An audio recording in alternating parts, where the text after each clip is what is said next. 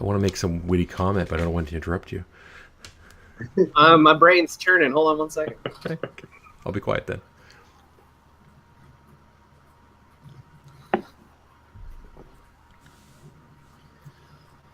Hello and welcome once again to another episode of the Scrumcast over at handcannononline.com, where some like it hot, but we trolls certainly do not.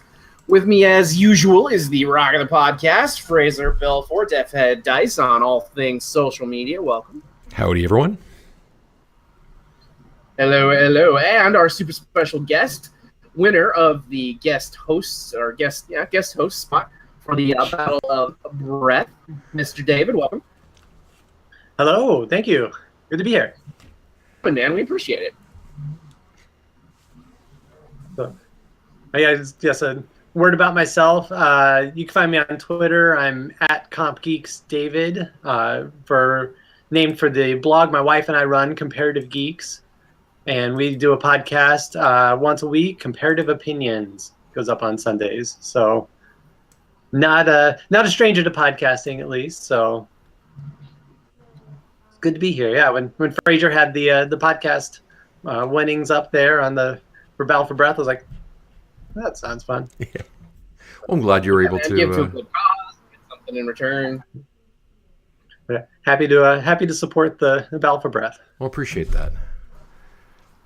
We'll go ahead and make sure that David's links to all of his media there will be in the comments, or at the very least in the show notes, so that everybody can go and find him in that way. So, as we do, we'll go ahead and move on into the bookkeeping parts of this particular podcast. So at this point, you should know we have a Facebook page. If you don't, I don't know where you've been. You haven't heard me rambling on about this for the last year and a half. What particular rock are our listeners living under that they can consume podcasts and not visit our Facebook page? Is really the question we should be asking. We do have, we're narrowing in on 700 likes. So that's a nice round number. So we're getting close to that. Twitter, I don't remember what we have on Twitter. And also the Battle Reporter. Make sure you're reporting all your games to the Battle Reporter. We've added a neat little feature where when you click the scenario, there's a little icon of what the scenario looks like. So if you don't remember the name of it is, you just look at the pictures and you pick it out by the pictures. So for those that are always can never remember, much like myself. Also, a little bit of interesting news. We've been in conversations with a fairly prominent token manufacturer, and there may be some Battle for Breath proxy bases and pieces where you can get your player ID number included on that. So when you're using, your opponents you don't have to give them your name, or you can just say, here's my PID number, and do it that way. So some more news on that in the coming weeks. Sounds freaking sweet, man. I can definitely dig some more technology thrown into this hobby. You know, lots of work done by other people in our name. I think it's fine. Yep, I'm not complaining at all. Also, don't forget, we are live on Twitch during this stream, 7 p.m. Pacific time, 3 a.m. 3 a.m. Yeah, 3 a.m. grand minute median time, or grand. Was it Greenwich? There we go. I can't remember the name of the time zone. And then, maybe one of these days I'll ramble off some more time zones just for the international listeners here. I do remember once looking at our Google Analytics when we were using WordPress for the blog and analyzing where most of our user consumption was, and there was a surprising gap. It stopped in Europe, about as far as Germany. Nobody in Asia consumed our podcast, and then it went all the way to Australia. So we have a rather interesting demographic. So maybe we should inform the other folks what time zones they should be tuning in at. Yes, absolutely. Speaking of analytics, when I was doing some of my videos on DeffHeadDice, I got a subscriber in the Isle of Man. I had to look up where the Isle of Man was because I had no idea what it was, and I thought it was something fake. So, but it's interesting, the analytics, to see where all the different countries and different people watch. But if you go to the Facebook page, tell us where you're listening to us from. Yeah, absolutely. We Let want to us know know. where you guys are from. Maybe we can identify. We could do like we could do a theme podcast once. Yep. We can sort of like pick out different areas, pick listeners from different countries, and be like, let's do like a list spotlight from Germany. Let's do a list spotlight from Australia. You know, that kind of stuff. We want to engage. We want to know what you guys are playing and what your meta looks like. Exactly. Not just in Battle Reporter. We want to talk about it. Yeah, exactly. Give us more content that we can ramble on about and pretend we know Exactly. what we're talking Do our about. jobs for us. We don't want to come up with this shit. Like, I'll see what I can do. give us shit to talk about. Let's do it. No pressure, David. That's not the reason we had you on here at all, honest. So, Oh boy. Okay, so I don't think we've got a whole lot more going on right now. What are the most current cons you guys are headed to since we're actually coming down to the end of the season? There's Nova Open coming up. mhm. There's Attack X coming up. And then the final parts were War Machine Weekend and I think Las Vegas Open's the last one in No. February. Yeah, in February. Well, that's usually, isn't that the start of the season rather than the end? I mean, it doesn't start. But I mean, there's usually some. Well, there's one in January. What's the one in January? I can't remember. I don't remember. Somebody squeezed into January at this point. That's not the San Diego one, is it? It might be. If I had to go to San Diego for a con, I'd hope it was in fucking January. No, I have the only one I have going up. I have the Team Canada WTC fundraiser tournament on the 26th. It's a 5-man team tournament in Guelph, Ontario, at the Dragon. It's they're spreading out all the members of 2 of the Team Canada teams across, so you're not going to get just basically trounced by one of the Team Canada teams. They just don't throw everybody into the Shark Tank. Yeah, well, I've got a Shark Tank comment for my games played, but so far they can hold 16 teams. There's 11 teams. From my understanding, there is 10 WTC players.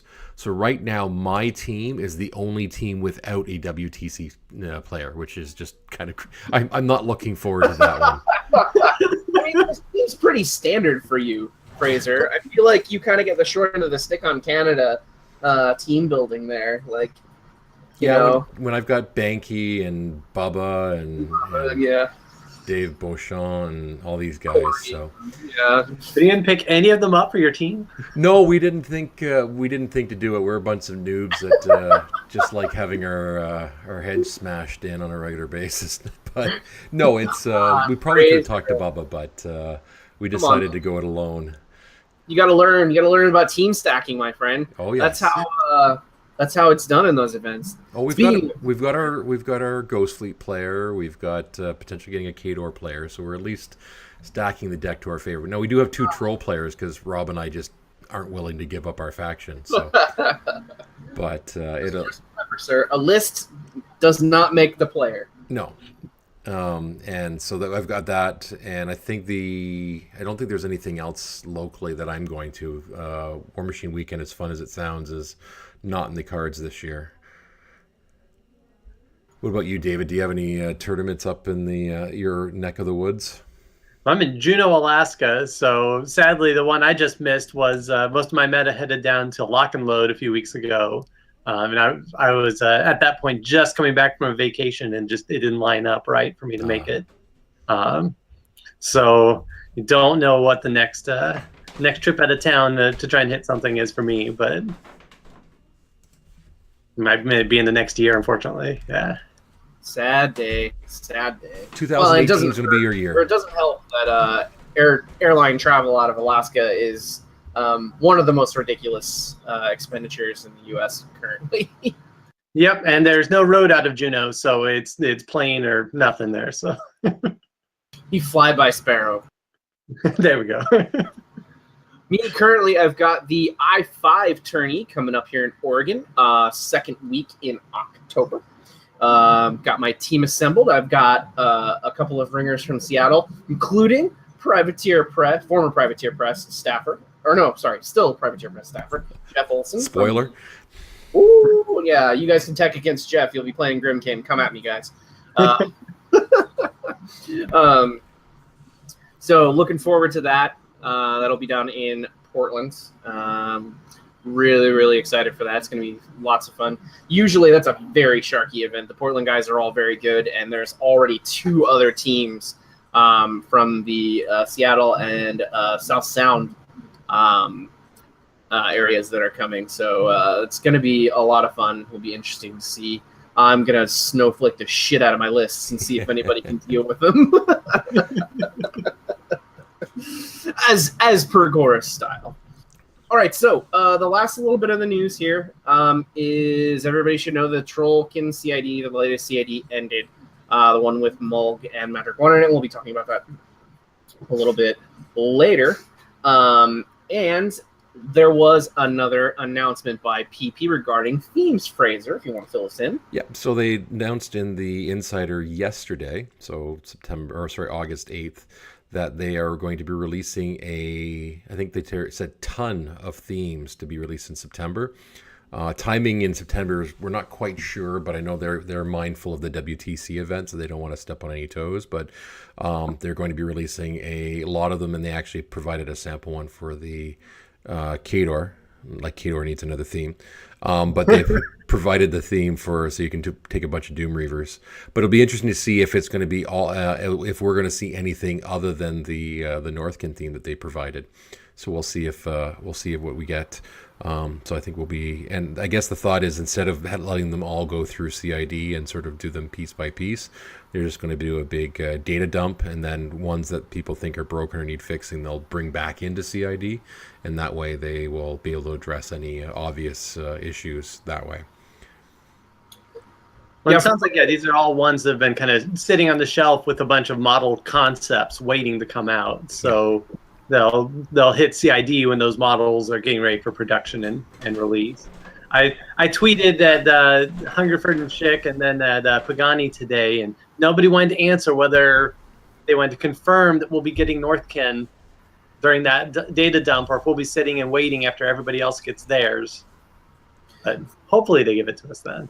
Well, and here's what I've heard through the grapevine is that most of these theme lists were built and then lightly tested and then sat because they were sort of languishing on, all of this extra stuff, content that they could release slowly.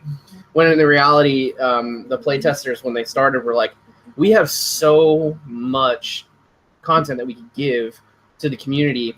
And also, theme lists are the best way right now to make models inclusive in the meta, period.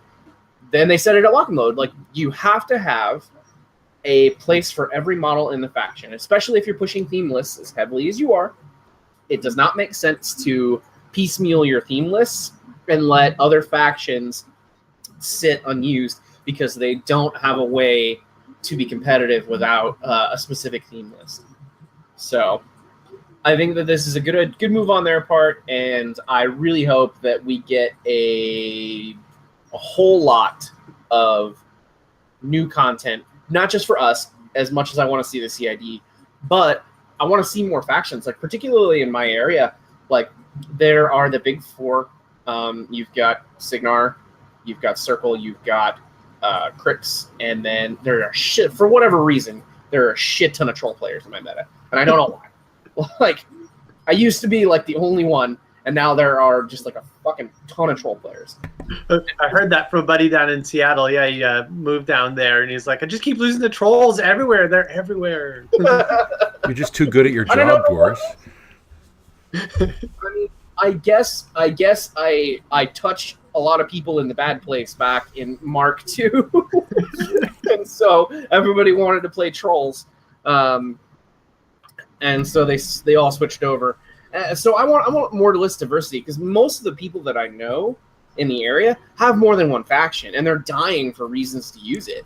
I mean, the Scorn players just got a lot of goodies. Minions are like, man, minions are getting really wicked right now. Like, I cannot wait to see more list diversity for minions, especially with a Gargantuan on the way. Like, this is just, it's a great time for Privateer. It's a great time for the game. Let's put some new shit on the table. It's going to be super fun. Yeah, it creates that excitement where people want to play all these different things. The only thing I'm a little worried about, and I'm sure it'll wash out, it will look back in 3-6 months and won't be a big deal, is that if there's any obvious things in the rules that they miss, and it breaks something significantly, and there may be a few months of people trying to abuse that before it gets fixed or brought into CID or whatever. I mean, maybe, but I mean, errata. I think that's sort of the primary function of the errata right now, right? It's that anything that comes out of CID that's not, that's kind of fucked. You can just boom, you can snap errata. You don't need to wait 6 months to fix a model. You can just errata it and then push it to War Room, and then fix it dynamically.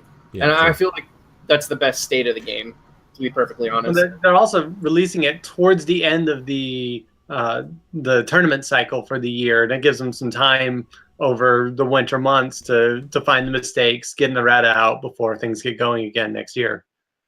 Yeah, absolutely. Or they could already have something in the pipeline where they're like, all right, we have a CID cycle that's dedicated to fixing broken shit. Like, that could just be the way. I mean, why would they not have something like that planned?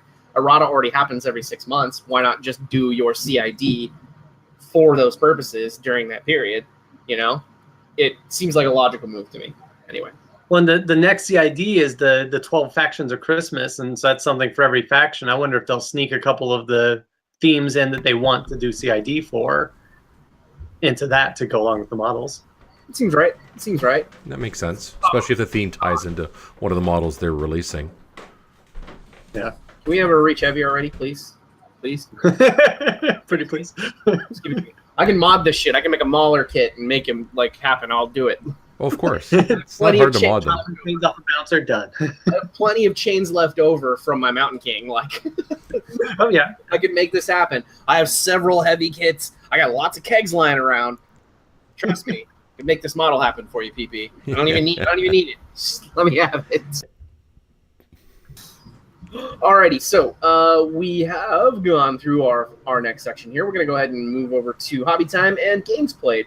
It is too hot in my state to paint anything if you're not in an air-conditioned building because the paint dries on the brush. So I haven't painted anything. Fraser, I know you have games to talk about. Have you painted anything recently? I maybe base coated something. I haven't done much because I've been trying to figure out what I want to play, and I've been building warders. And Lord tell the mold lines on those things are maddening. Terrible. Yeah, so I've been cursing PP's name throughout those, but painting, I've looked at stuff. I bought some paint. Does that count as painting? I mean, sort of. Okay, there we go. There's my painting. I bought a triad, so when I do all my bases, we'll have the same sets of color on them to make sure they're all nice and uniformed. It's the OCD in me coming through. David, you got any paint happening right now?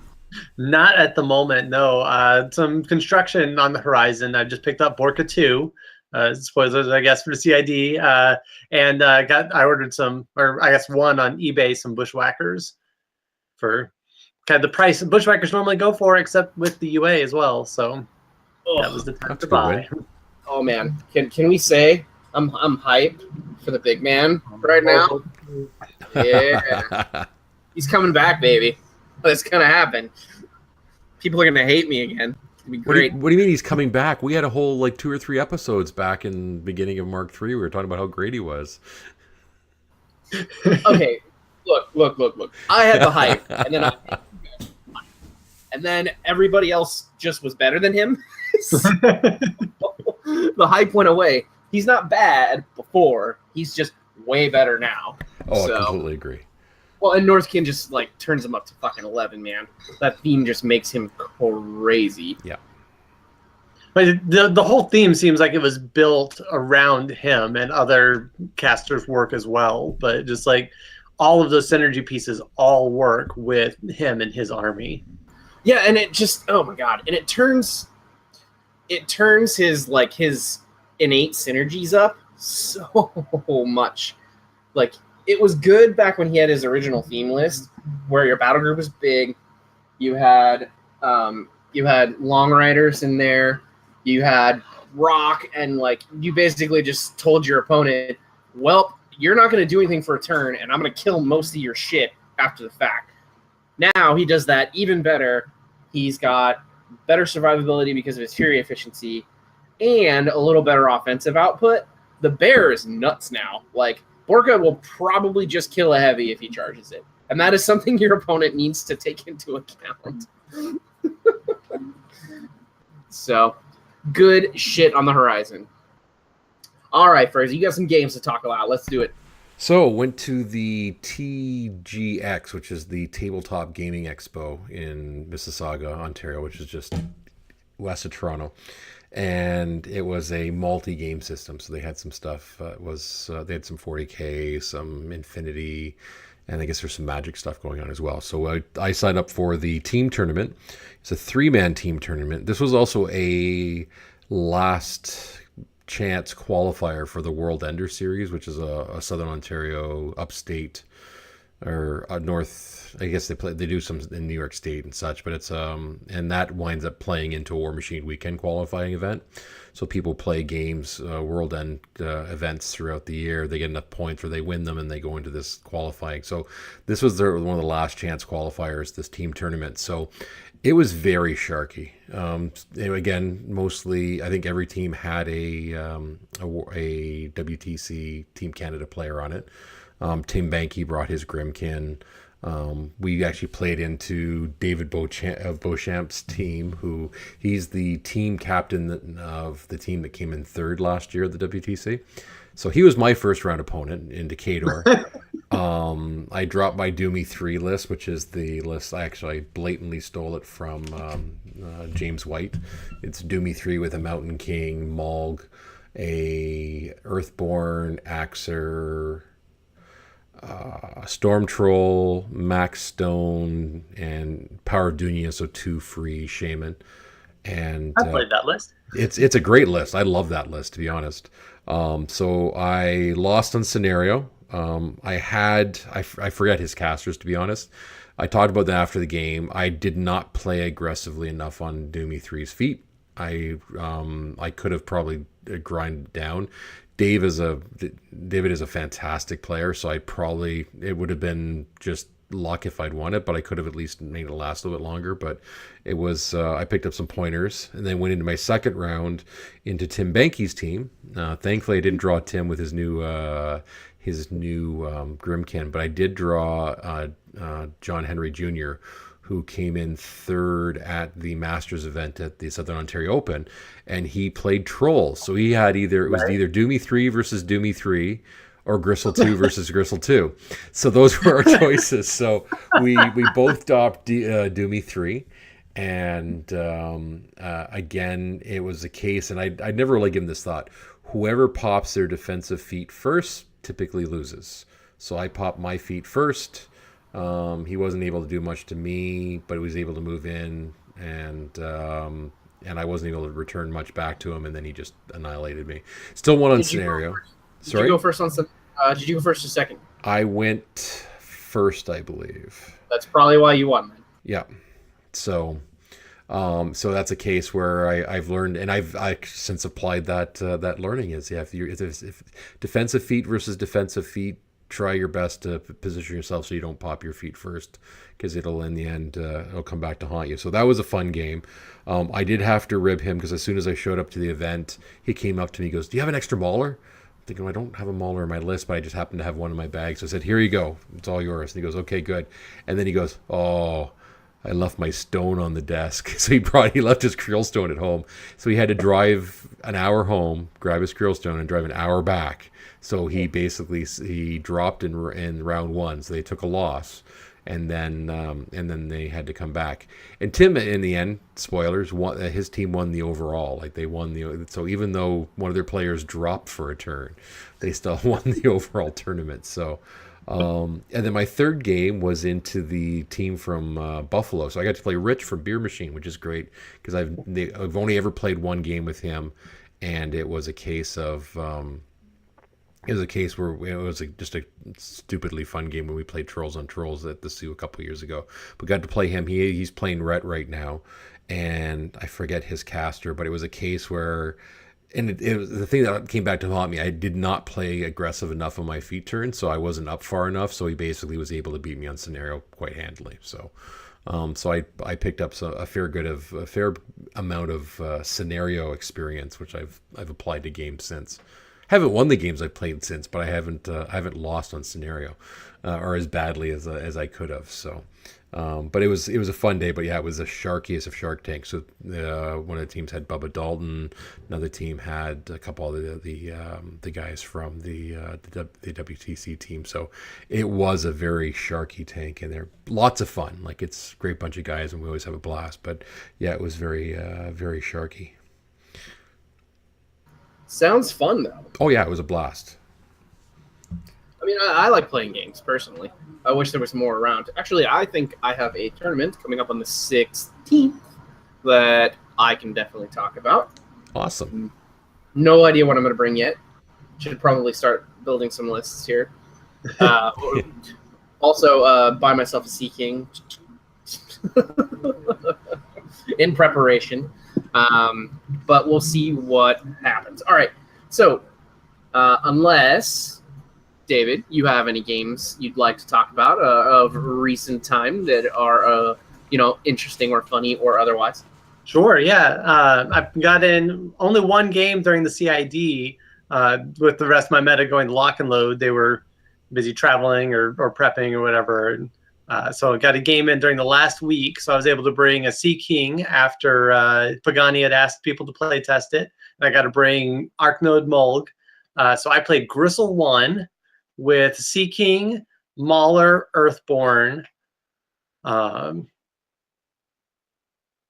with Dunian Knot, a couple of Shaman, and then Mulg, yeah. And so I played against Morgul 1 with a Hydra and 3 heavies. So it actually ended up being really similar sort of lists. We both had a 14-inch threat range on our Gargantuans, and a bunch of support and 3 heavies. He feeded at first, and I was able to cast Calamity on the Hydra and just back off. Hoof It on Mulg is amazing for applying the spell and then moving back out of threat range. And then on the following turn, he had a Beast Frenzy and kind of gum up his work, so he couldn't get in on any of my beasts. And the Sea King killed the Desert Hydra from full and the Gladiator, Titan Gladiator from full in one activation. Nice.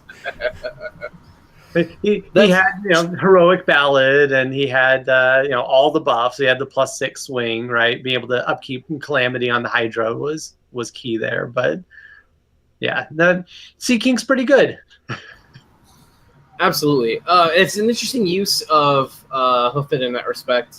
I'm assuming you didn't feed for that Hoof It, you just used it normally and then feeded to do the rest, or did you feed to get them? I feeded later, yeah. During that turn, since I used that on the turn, I was just backing off with my army. All I really did there, was just hoofing on Mulg to. Actually, I used it on Mulg twice, because on the first turn, just to let him move up further. Yeah, positioning on him is real important. Yeah. But then he was anchoring a whole flank while being able to be used as an Arc Node at the same time. That's pretty strong. Like, you can, man. Okay, Mulg with zone control is pretty good. And actually being able to apply Calamity and not just die. Yeah, that's crazy. Well, and Gristle, it was already a concern for Gristle. Like, 10 inches is not safe. Yeah. Like, not at all safe for her. She's got a good stat line, but it's not that good. No. So, no, that's actually a really interesting way of playing. You do have a pretty good threat range there, and 14 threat on the Sea King. Maybe sneaking something like Lanissa in for even more could be good. Maybe. If you can, was there an Axer in that list? No, so that's an option as well. Yeah. Yeah, definitely. Linus a little less of an expensive package, and she can deliver. She only really needs to deliver the package once to make it worth it there. So, and then that allows you to animus the seeking up to power 20 a billion, whatever the fuck you get for dude. So that's some good shit there. I really like the direction that we're going with this one. Alrighty, so we're going to go ahead and move on. All right, so we hinted at it earlier that we were going to talk about the final changes, at least the final week's worth of changes of the CID. So I figure I'll pass this off to one of you guys each. You each get to talk about Madrak, Mulg, or Colgrima. I'm going to give David the choice because he's our guest on this particular podcast. David, which one do you want to rattle on about? I'll rattle about Colgrima. All right. All right, let's do it. So give us our this week's changes and what you think's good about her. Where'd you go in the list here? I'll pick the hard one to find. There we go. So she got a couple of changes in the last week there. One was Owl's Wisdom, which is basically star action banishing ward she can use every turn.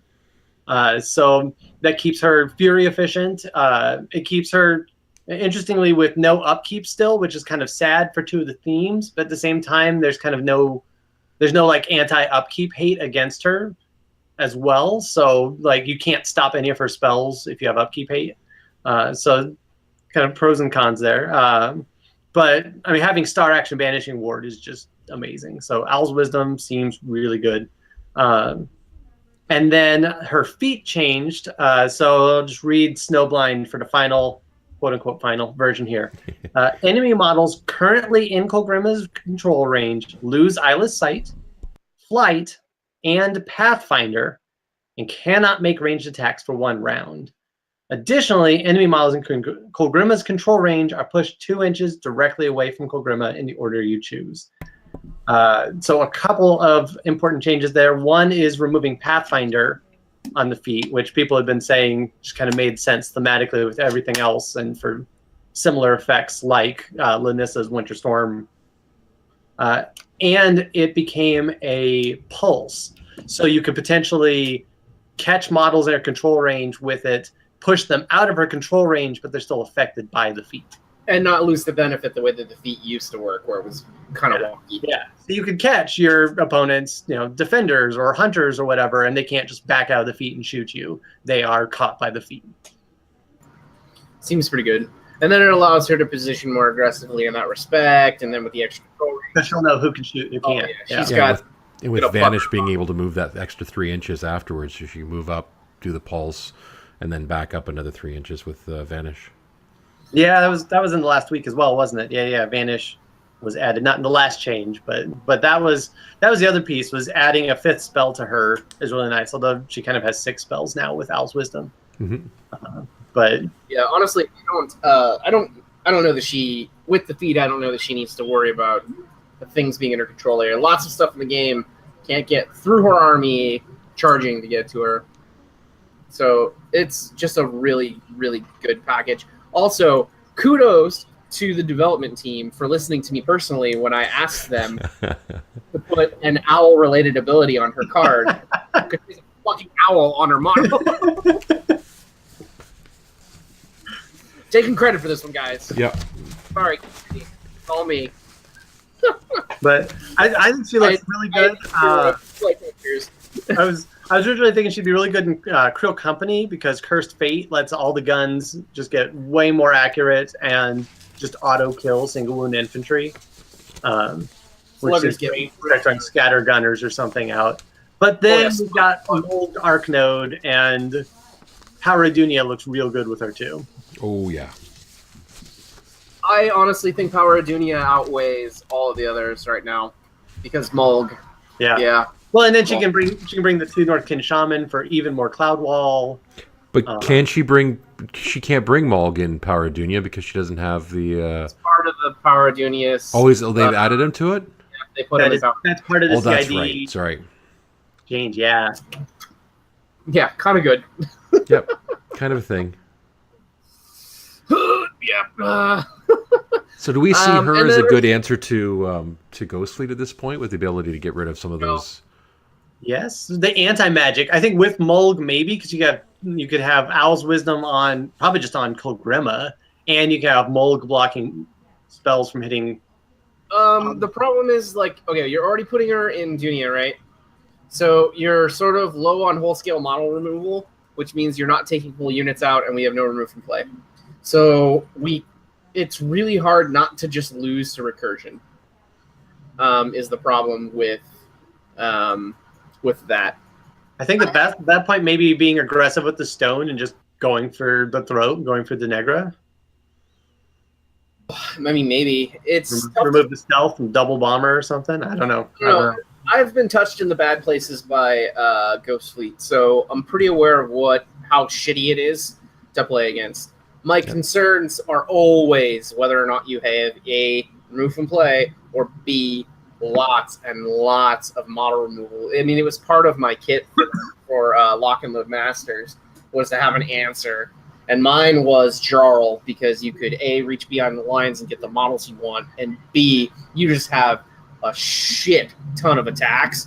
Not only that, but it had 2 wagons in it, so I could take out a whole unit if I focused right, which usually just meant deploying the 2 wagons on one flank and forcing one unit to just be completely like fucked and useless for a turn if your opponent sees the threat, or he just loses a whole unit plus other models. And you basically start to win on attrition very slowly while Jarl picks away at the important models. I mean, that was the theory, but trolls are really hurt by almost a complete lack of remove from play. I mean, Band of Heroes and Snacking are pretty much the only. Well, take. Does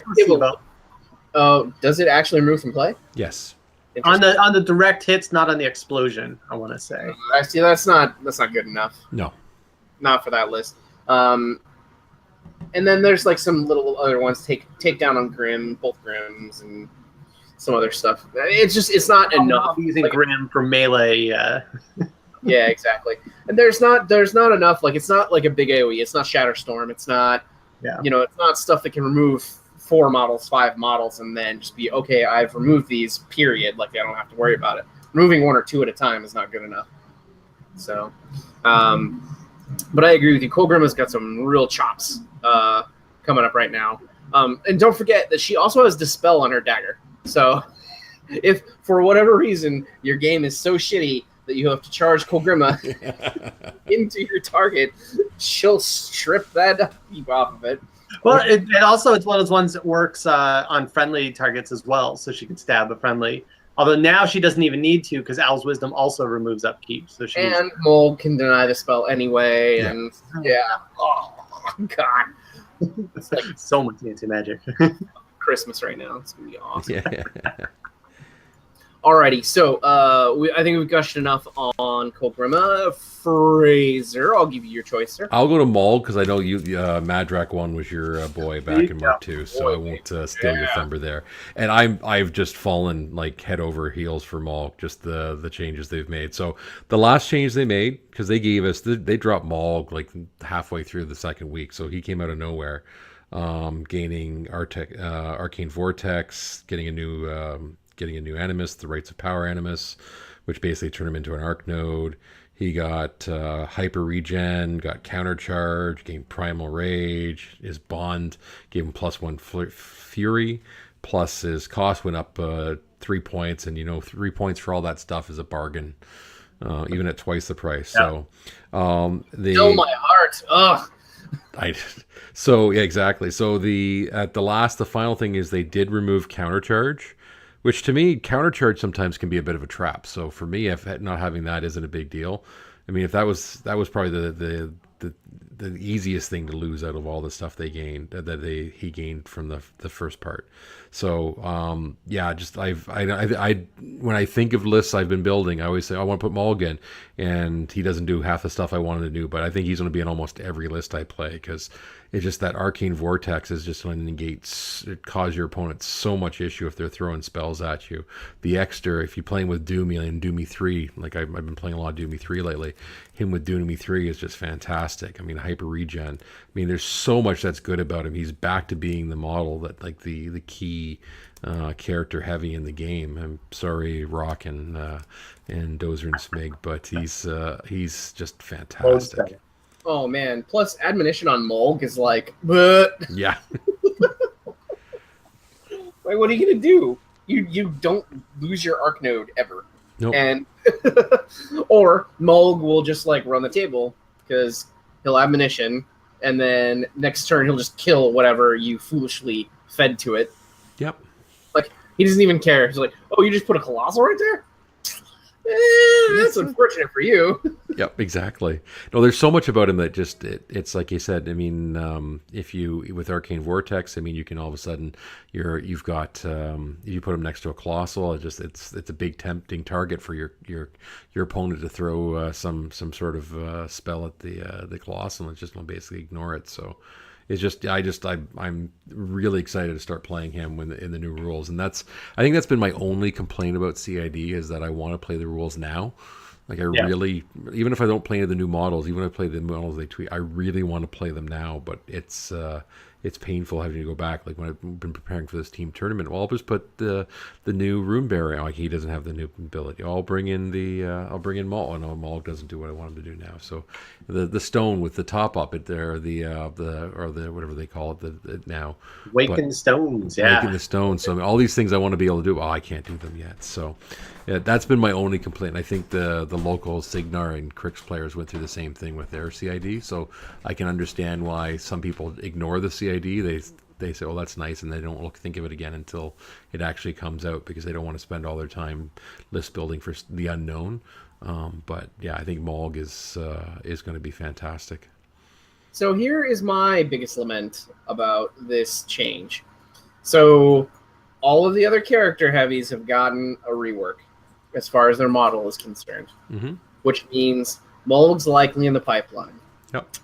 My Mulg was lovingly sculpted and painted and has probably the highest body count entire pack of models.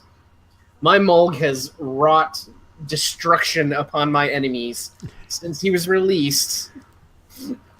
I had him day one, and he has just probably killed every model in the game by this time.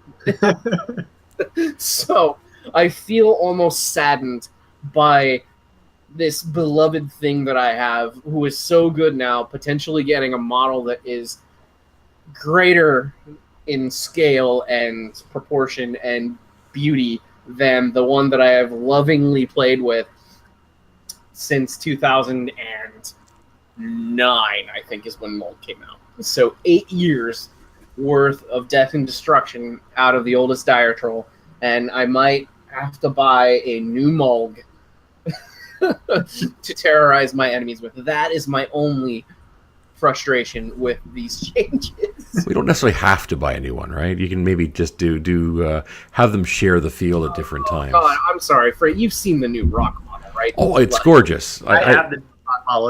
That is very nice, yeah. But at the same time, at the same time, let's say at the same time, I mean, if you're emotionally attached to the model that you have, and it's gone through killing every model in the game, there's a whole bunch of new models coming out that it won't have a chance to kill if you give up on it already. You have to keep it around so you can keep that streak alive. This is true. More than likely, however, he will likely get touched up and put in the case, and then the new one will hit the table because I am a sucker for new awesome giant sculpts. Oh, and PP has knocked our shit out of the park for so long now. It's hard to argue with what they're going to put out. Oh, I won't shut up about the Northkin Shaman. Just the quality of the sculpt and that, and all the new stuff, all the 3D renders they've shown, they look even better than those do, and I cannot wait. My entire Christmas is basically all going to be troll models. Fuck yes, bears. Oh, yeah. Can I get those models already? Well, I've got you've seen my proxies, right? Yes. For those watching, Excellent. not watching on the stream, I bought Playmobil Panda Bears. Told my daughter that they'll be hers eventually, and then stuck them on large bases. Pretty freaking awesome. All right, can I talk about Madrak now? Oh, do you have to? We're almost out of time, aren't we? So thank you for listening to TrollbloodScrum. Well, I got 15 minutes. Don't let Fraser take us on an outro in the middle of my segment. You jerk. Yeah. All right. So, if you haven't read the CID document yet, Madrak 1, as he exists now, is a shadow of his former self when he was released in Mark 3, who was also a shadow of his former self from Mark 1, Mark 2. Now we have a legitimately very good Warlock on our hands. So much so that I think he might even overtake Madrak 2 in the scope of his awesomeness. Heresy, I know. All right, so we'll start at the top of the card. Feat now doesn't suck. It's not just one attack for everybody. It's now remove D3 plus 3 points from every friendly faction model in Madrak's control, which can be big now, which is fucking awesome. And then while in Madrak's control range, friendly faction models can't be charged or slammed, and it lasts for a round, just like almost every other feat. That is a bonkers feat. Like, models in his control simply cannot be charged. That's insane. Jesus. Like, forcing people to walk up and hit something resilient. The Beast Brick is back, baby. Like, Madrak's just like, you're not going to kill S. Come and get me. Like, walk up and hit something resilient that's back at full health. Yeah, exactly. Unreal. Like, it's almost Borka 2 level of denial. Like, I was thinking even if you started to bring champs, if champs come back or warders, I mean you can bring them. Even if you go into a shooting list, you pop your feet, you're bringing your champs and your warders back up to full. Oh no, you're not even thinking the full scope of how broken this is, Fraser. Long Rider. Yeah. Ooh, yeah. Long Riders with their increased armor, they still have 8 boxes. They're way faster. Imagine them in Band of Heroes. In Band of Heroes, yeah. With a Chronicler, so defense 16, armor 20, 8 wound. Yeah. And the heal D3 plus 3. Can't be charged. Can't be charged, armor 21 under the stone. That's fine. It's fine. The stone's awakening. It doesn't care. Doesn't need Madrak. Yeah. With Madrak's so there, like throwing axes and slinging spells and shit. Like, oh god, so good. It's so themey. I love it. Okay, so his scroll stayed the same. He gives tactician and warrior models in his control range now. This is fantastic. I'll take it. Thank you, PP. Real good. I love not having line of sight problems in my army. Seems real good. Wrathrock's effectively the same as it was before. Still has Blood Boon, still has Ricochet. Seems pretty good. Was Wrathrock always POW 15? Yeah. Okay. Yeah, he's always POW 15. Him and Borka are both POW 15, have always been. Okay. Borka's strength 9, no one has a lower power weapon because Borka. That's why he's usually throwing it at POW 16 with the Krillstone. Yeah, seems good. All right, and then so don't forget, Blood Boon also affects his melee attacks too. So if he kills something in melee, he can still Blood Boon. Seems good.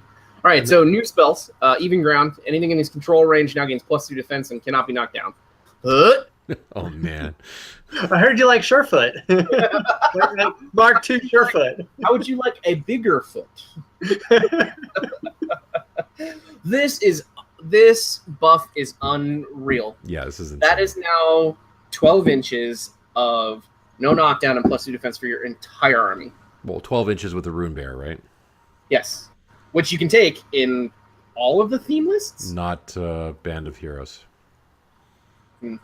Yeah, there was some talk in the CID that they were thinking about it.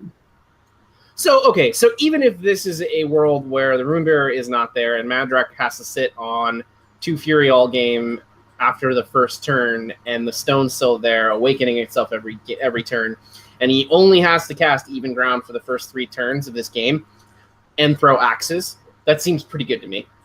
Good feat. Seems pretty good to me. And then when he throws axes, he just gets to put a guided hand wherever the hell he wants. You know? Seems pretty good. I mean, he starts to embody the mid-field caster really, really well because he's resilient, because of the scroll, because of his armor, now, and the defense as well. He's fucking 16, 19 all the time. Come on. Like, what are you going to do about that? No knockdown that they can't purify off. It's control and it's around. You can't purify. Yeah, that's what I'm saying. Yeah, it can't be purified. So, yeah.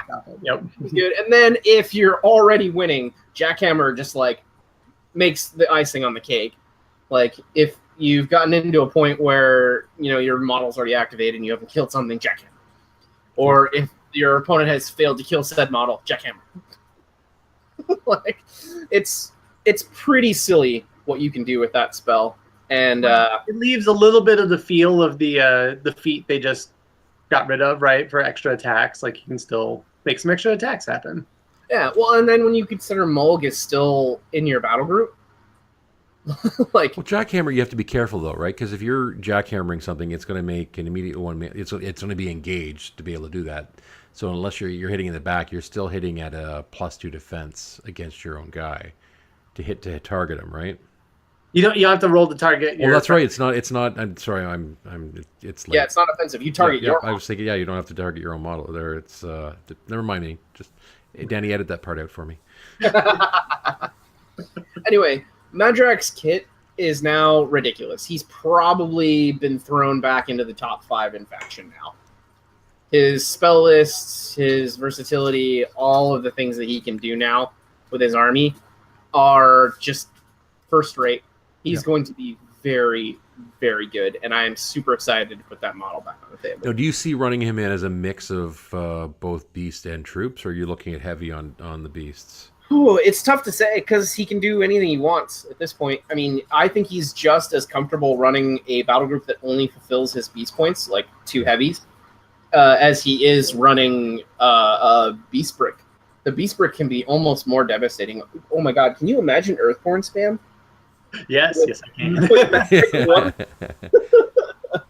All of a sudden, Earthborns, like, depending on the terrain, are just like, there's 16 against range, or there's 16 against melee, and you have a rage in the list somewhere. It's like, oh god. Armor 22 and speed 7 and Pathfinder and Immune Elements. With guided hand. God, yeah.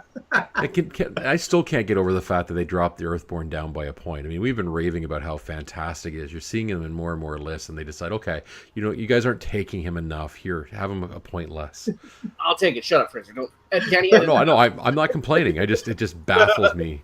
At 14, it compares well to something like the Cage Rager as another defensive heavy. Okay, that model's an arc node. Like, come on. Right? So the Earthborn should be cheaper. There we go. Okay, even Let's more. make him 13 points, please. There we go. I couldn't agree more. Will, come on, Wills. Let's do it. Let's make it happen. 13 points before he comes out. You can do this. Internal playtest. The other big people have been talking about with Madrak 1 for Jackhammer is the Glacier King because he's just always stationary on his fist. Oh, God. Yes. You throw a guided hand on for the extra dice to hit, and you can run and bulldoze into place and just jackhammer anything to death. Does that say normal melee attack? It's just basic attack, I'm pretty sure. But can he do that stuff out of activation? Melee attack. Wow, that's kind of busted. All right. Yeah. So it also works with Doomy 1 and Guardian Protector. Yeah. And you can do the same shenanigans, just have fortune on the model. Skadoosh! You're stuck. All right, you're definitely dead next turn. That's actually kind of interesting for some of the other stuff that has rolls where they crit freeze or knock down, where you could use that to free up positioning on other models. And there's all sorts of cool shit. Like crit's easier. Yeah, absolutely. Oh man, Madrak 1's so good now. Like, good God, I was super sad when they basically swapped They did not need to touch either of those models, to be perfectly honest. The way that they existed between Mark II and Mark III. Madrak 1, like, I coasted that sail for a long time. Like, he answered so much of the dumb shit in the meta during Mark II. He felt very versatile, powerful, not boring to play. He had a gimmick if your opponent didn't play well, but he could attrition the crap out of your opponent back in the day. Now I feel like he's got a pretty good place in faction. He does fulfill a slot that others in faction kind of fill, Ragnar or Doom 3, but he does it in such a way that his list diversity is much greater. And it's not dependent on his spell list to be successful. You've just got the inherent army strength at your side. So there's lots of real good shit about Madrak 1, and I hope that if he doesn't get a buff in between time, that he actually stays the way he is. So maybe not a lot of time left, but just with the Magic 1 change especially, they really got me thinking about how, like, because even ground it's Mark II Surefoot over his entire control area. But you take that, you take the Runebearer change, you take the Creelstone change, and overall what this CID really is letting trolls do is open up the brick to not have to play so compact and so tight, which for Steamroller 17 is going to be so essential for playing in these wider and larger scenarios, for actually be able to have any sort of table presence, like not being stuck in a single brick in like one zone and just losing that way. Yeah, the model. It's like Magic 1 can just be like, I'm defense 14 everywhere in every zone. What have you got for me? Yep. Yeah, he takes center mass of the board, and he's really hard to remove there. I mean, and then you can also take into account other factors, like he still doesn't have a problem now taking a Gargantuan, and that makes his board presence even stronger because he doesn't need to be anywhere near that model. Like, especially in a Beast Brick, Mulg can be the range of that model away from that model and still do what he needs to do, you know? And then still just not die. Oh my god. The not dying thing, I think we're really kind of underplaying here. Like, the feat is dumb. Like the feat is dumb. Yep. Not being able to charge a Mountain King or a Mulg means that most of the time a model's not killing a Mountain King or a Mulg. Yeah. Then crank Mulg up to, he actually gets to, he's 10 now, he goes to 12, right? Yeah. Yeah. Defense 12 Mulg, you can miss that. You know, that's pretty good. It is. Stand him on Genesis Hill for defense 14 against shooting. Oh, he doesn't care about the shooting. He's armor 21. Yeah, but still, you know, to get enough shots into him, then he starts feeling it. Yeah, exactly. It does not matter. Just so anyway. There was one other thing from the CID I wanted to bring up was the champs. So the Trollkin champs, they removed the 3-inch claws from Sanguine Bond, basically meaning it just has to be within its as long as it's with formation. So you don't have to have them running so close. So you can keep that one model in behind and have it shunting all the shots in behind, so you don't lose those guys in the front line and you can get them up there. It makes them that much faster. So I think that's definitely a push, and they've settled on 10 points for the min unit and 16 for the max. So the min unit didn't actually drop in points, but the max dropped by a point. And the same thing went to Scaldi as well. Seems pretty good. And he's part of the unit, but he is not affected by Sanguine Bond, right? No, I think he has. No, I thought he got it as well. Hang on. I do remember there being something as a clause that he couldn't be affected by Sanguine Bond because he's got it. Okay. Sanguine Bond is this bottle. If the model that was originally damaged can be assigned damage points when taking damage from a simultaneous attack. Note that a model in the unit cannot be assigned more damage than unmarked damage boxes. The other talk was about the Tolkien Sorcerer, you can attach 3 of them to the champions. That's right. They do not gain Sanguine Bond. However, they do count as a model in the unit for how Sanguine Bond is worded. So you can give them damage. They just, if they get damaged, can't give it to anyone else. Oh, so you can shunt it onto them instead of having... Shunt it onto them. They also count for a model in base to base with the champs for defensive line. So they don't get the bonus defense, but they give bonus defense to the champ. So if you could do a formation of 2 champs in front, 1 sorcerer behind, and do 3 pods of that as a single unit with all 3 sorcerer attachments and Scaldi. I guess it's slightly cheaper at 3 points a model because you figure you're getting 3 for 10 or 5 for 16, so it's still slightly cheaper by adding those. But you're potentially expand the unit up to 8 models if you run the max number. So you got up to 9 models in the 30 points. Oh, that's right with Scaldi as well. Scaldi as well, yeah. It's an expensive model though. A lot of boxes. but for people who are thinking about doing Wrong Eye and Snapjaw, I think having like a super module like that with Wrong Eye and Snapjaw standing behind for defense 16 star-crossed champions with something like Magic 1. Well, that's just mean and nasty. Why didn't I think of that? it's half your army, but that module is not going to die. No. Yeah, it's pretty hard to remove at that point. The That actually leads into one of the questions I was going to ask now because of the themes being able to take minion and mercs solos in unit. Is there a minion solo or merc solo that we see that we want to bring to complement rather than because at this point I think we have to push back the steamroller conversation till next week because we've run out of time. But one of the pieces from the steamrollers that flags can only be scored by solos and by the caster, if I'm correct. So we're going to see more solos just for scoring. Do we see the solos we have being good at that, or do you think we're going to start looking at some of the minion options? Our solos are bad at what we want them to do in that respect. Minion solos are better. They have more stealth, more incorp. Fucking gremlin swarms are ridiculous. Yes, those are glorious, but you can't find them for love nor money right now. I have 2 because I knew Well, what was going to happen. Well, I know that one of the guys local. There's a couple of new Grimkin players, and they're saying they're taking the battle engine. They're taking the musician gremlins and putting those on bases, and that's what their swarm is. Nice. Until they can get their hands on them. But I Gremlin was thinking. Swarm Sorry, go ahead.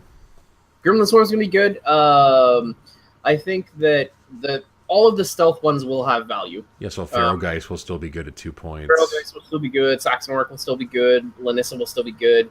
You know what you might see again? You might see Totem Hunters. He's got stealth. Yeah. Interesting, yeah. They got stealth, and then once they're there, right, and your opponent's like, well, shit, I have to start posturing to be aggressive towards this Totem Hunter. And the Totem Hunter's just like, oh, what did you put in my juicy range? Because that guy's no joke. You can't forget. He'll just fucking kill shit. He's got poison, doesn't he? Yeah. But on the flip side, Jarl seems like he's in a really good place to be killing all of those solos that people are going to be putting on flags and all, and just dangling out by themselves. One way or another, he can get to them. Yeah, Magic Bullet and the Black Penny and the line of sight shenanigans that we can pull with the clouds, like that stuff's real good. So, all right, so I think we should end the episode on on a little bit of controversial note here. I think we should pose the question: what warlock, given the boost in power with CID and the new models coming out, do you think will see the rise to prominence? Who is unplayed right now, coming out to be real good once CID hits? I'm going to leave it to Fraser first. I think with the last minute changes they've made, I think it's going to be Madrick. Interesting. David? To not also say Madrak, I'm going to say Jarl. I think that in Storm of the North, I think he gets everything he ever wanted with free upkeeps on units. He can bring Northkin Long Riders with Quicken, with all the damage buffs, with his clouds, with the solo killing potential and all he has, and just, bears. I think Jarl's coming back. All right, and then on this bombshell, it's going to be Kalandra. She's going to wreck the fucking world with Befuddle and Force Blow on a knockdown, and she's still got all of her other kit. I think she's going to be the shit in this steamroller. Control area is better. She's got a 20-inch control range almost. 18. Unreal. 18. Unreal. And being able to throw all those spells Also, back through Mulg. The only thing is you can't. Did we say Mulg was in Power of Dunya? Yes. Then then you're done. You're good. So yeah, no worries. It's good. It's real good. Yes. All right, guys. And on that bombshell, this has been the Scrumcast signing off. Play the music.